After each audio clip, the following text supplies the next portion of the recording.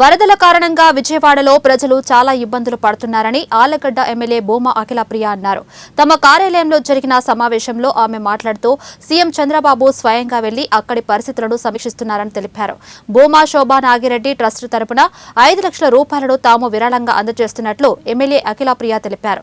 రేపు స్వయంగా విజయవాడకు వెళ్లి వరద బాధితులకు అన్నదానం నిర్వహిస్తున్నట్లు తెలిపారు.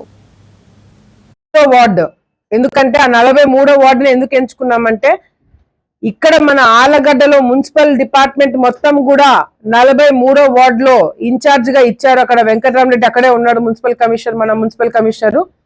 సో అక్కడ ఉన్న ఐఏఎస్ ఆఫీసర్ తో మాట్లాడి 5 లక్షల రూపాయలు చెక్ ఇవ్వడమే కాకుండా భోజనాల ఏర్పాట్లు రేపటి నుంచి ఒక సచివాలయాన్ని ఎంచుకొని 1000 మందికి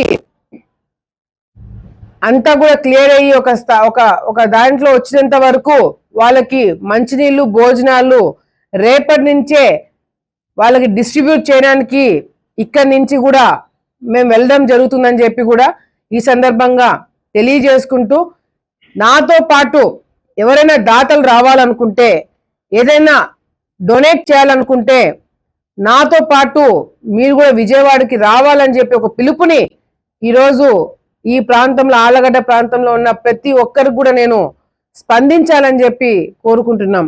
ఎందుకంటే మన రాష్ట్రం, మన వాళ్ళు ఏ ప్రాంతమైనా సరే ఇబ్బంది పడుతున్నామంటే రేపు పొద్దున మనకేదైనా కష్టం వస్తే అందరు కూడా కదిలి వస్తారు.